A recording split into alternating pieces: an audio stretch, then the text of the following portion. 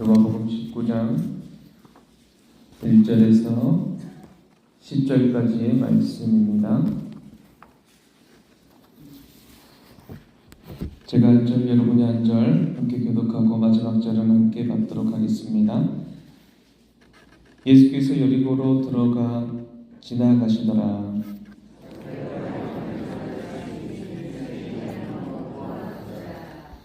그가 예수께서 어떠한 사람인가 하여 보고자 하되 키가 작고 사람이 많아 할 수 없어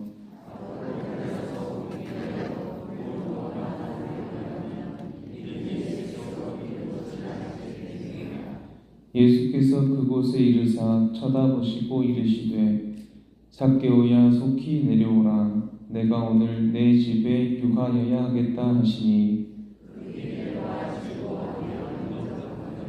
못사람이 보고 수군거려 이르되 저가 죄인의 집에 유하러 들어갔도다 하더라.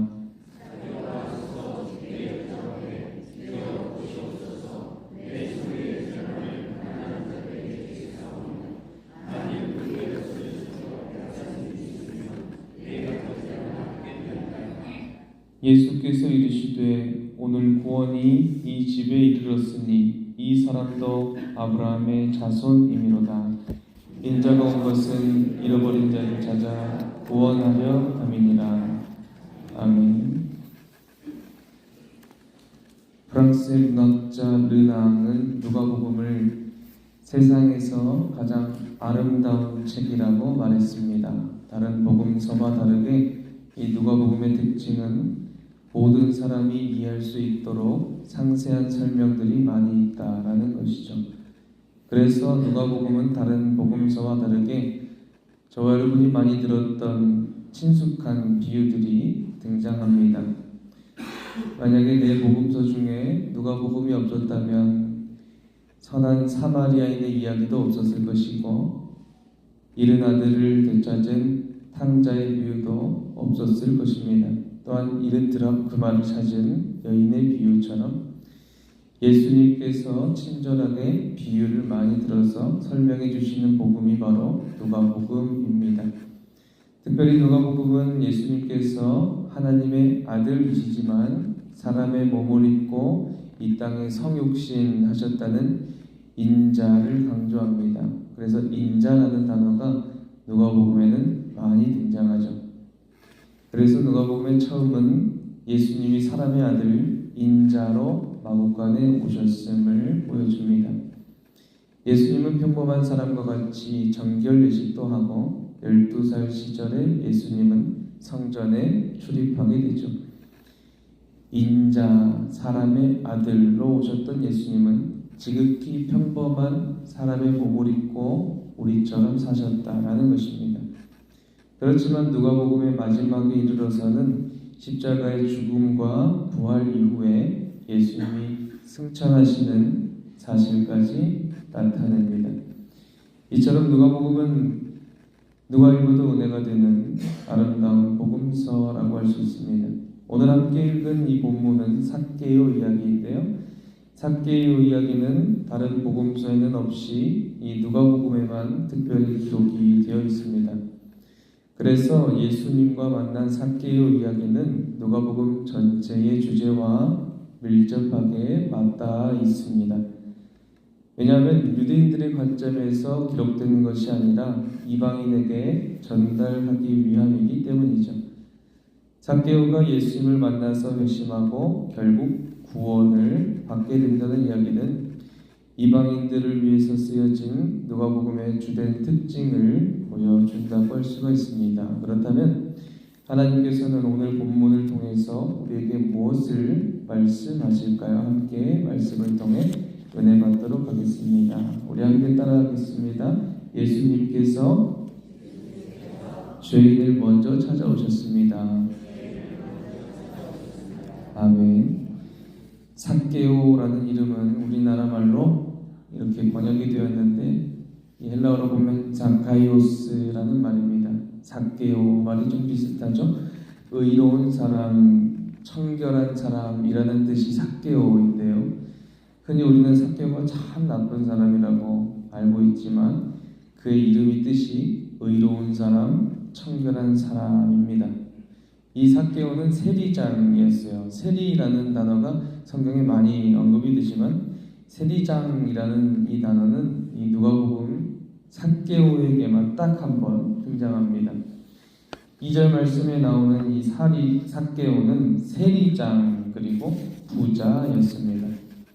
세금을 관리하는 삭개오는 죄인 중에 죄인으로 취급을 받았죠. 왜냐하면 삭개오는 세금을 관리하면서 수수료를 받아먹으면서 유대 백성으로부터 여러 가지로 막대한 부를 축적하고 쌓아왔기 때문입니다. 그렇기 때문에 유대교 사회에서 그 누구도 세리라고 하면은 손가락질하고 비방했습니다.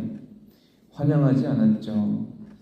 그런데 아무도 그 환대하지 않았던 그 삭개오에게 예수님이 찾아가시는 것이죠. 그리고 말씀하시죠. 5절 말씀입니다.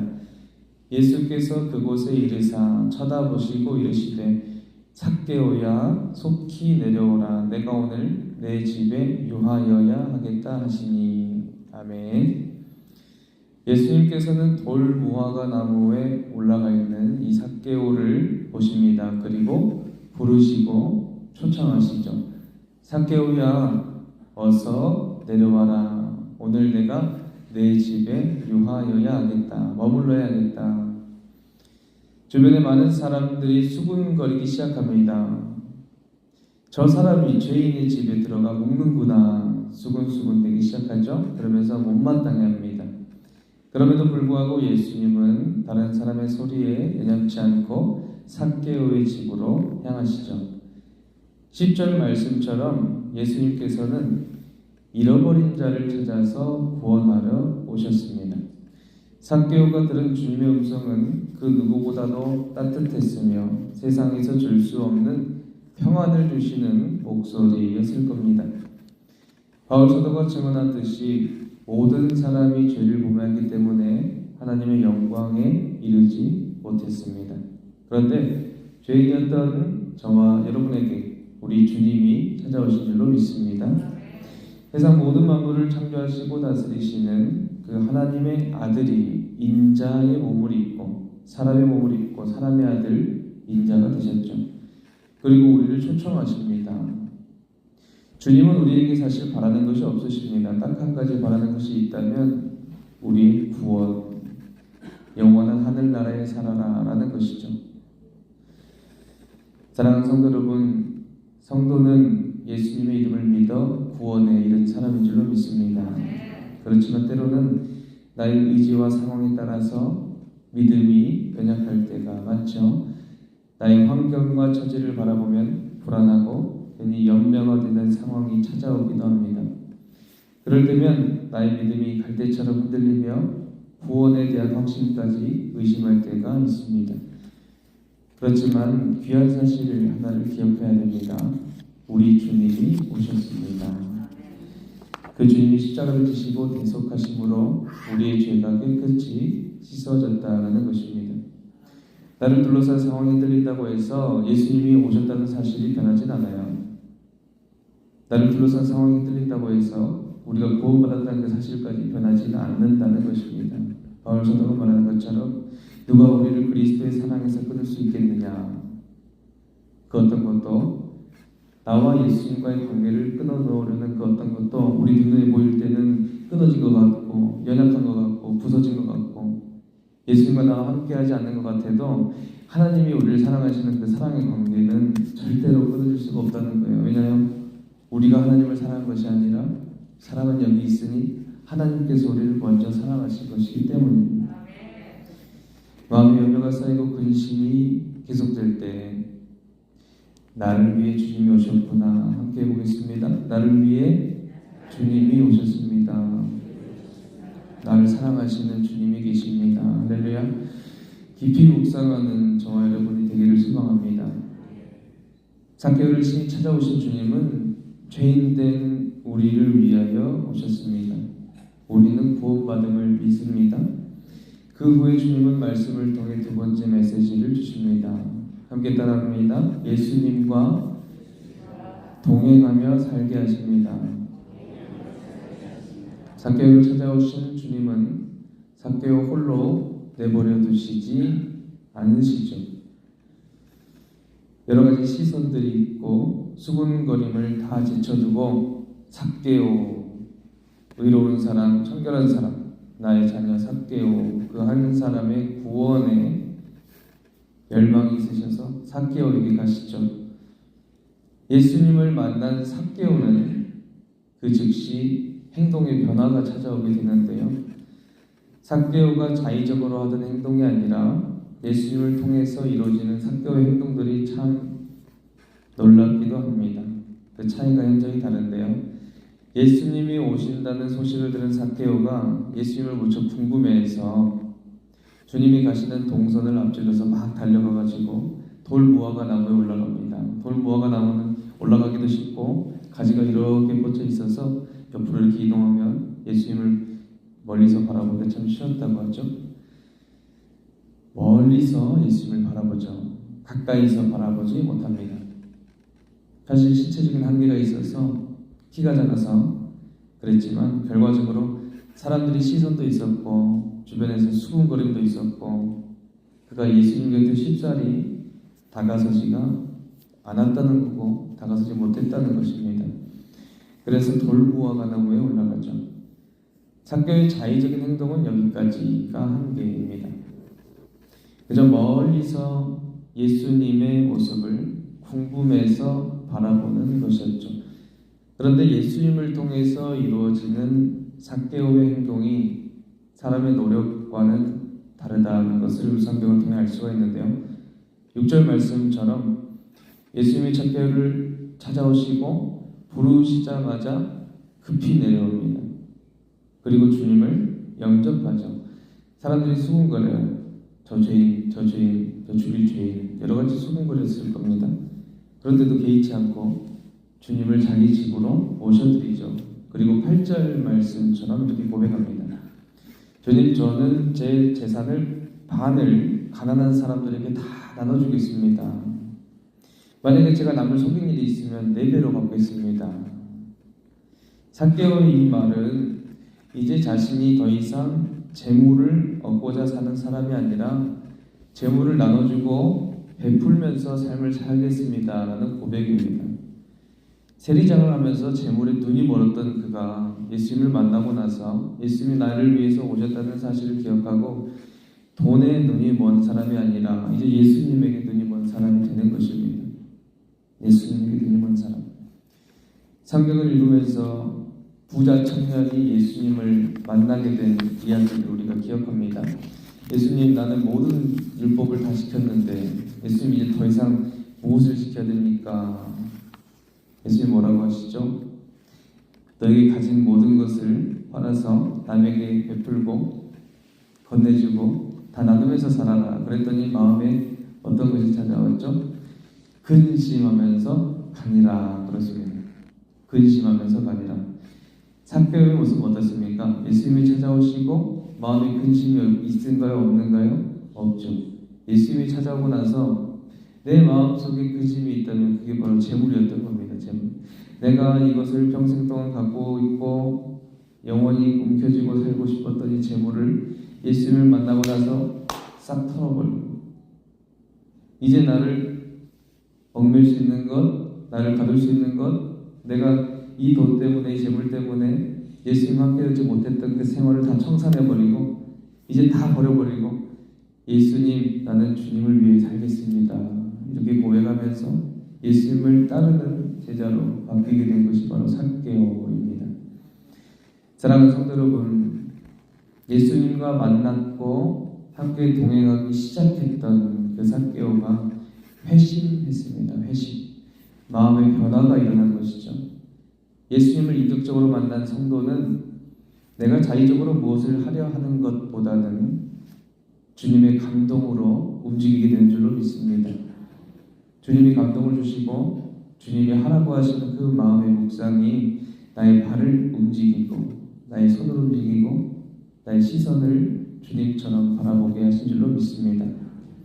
교회를 사랑하는 마음도 성도를 돌보는 마음도 가정을 보살피는 마음도 다 주님과 만난 귀한 사실로부터 출발한 줄로 믿습니다.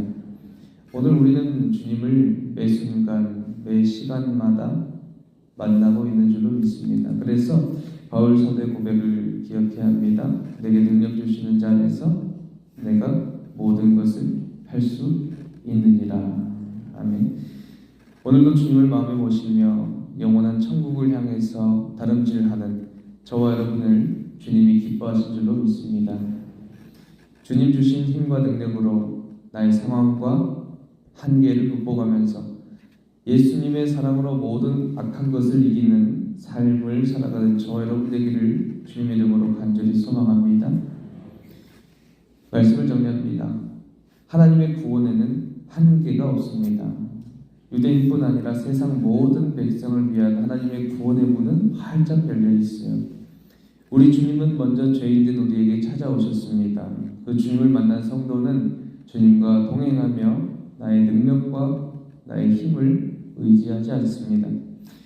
오직 예수님과 동행하는 삶을 살라 말씀하십니다. 오늘도 죄인된 나를 찾아오신 우리 주님께 감사하면서 예수님과 동행할 때 하늘의 능력과 담대함으로 우리를 충만하게 채우시고 하루를 여시는 복된 오늘이 되기를 주님의 이름으로 간절히 축원합니다. 함께 기도하겠습니다. 사랑의 하나님 감사합니다. 주님이 우리를 찾아와 주셔서 감사합니다. 하나님의 아들이신 주님께서 인간의 몸을 입고 우리에게 오셔서 구원의 문을 열어주심에 또한 감사합니다. 주님이 대신 지어주신 십자가의 은혜를 오늘도 기억하게 하시고 우리도 주님과 동행하며 악한 것들을 대적할 수 있도록 용기와 힘을 허락하여 주시옵소서. 특별히 생일을 맞이하신 최명호 장로님을 기억하여 주시옵소서. 주님께서 태초부터 예정하시고 오늘날 이 땅에 태어나게 하시고 한 시대를 살아가면서 주님의 몸된 교회를 위해서 헌신하게 하신 주님 감사합니다. 하나님께서 장로님 가정을 지켜주시고 가족 모두 건강하게 하시고 둘째 아들이 가정이 하나님의 은혜와 사랑 안에 믿음의 가정으로 다시 세우시기를 기도하오니 주님 그 간구에 속히 응답하여 주시옵소서. 우리의 기도와 모든 소원의 제목들을 들으시며 주님의 뜻 안에서 모든 것이 합력하여 선을 이루게 하시는 우리 주 예수 그리스도 이름으로 간절히 기도드립니다. 아멘.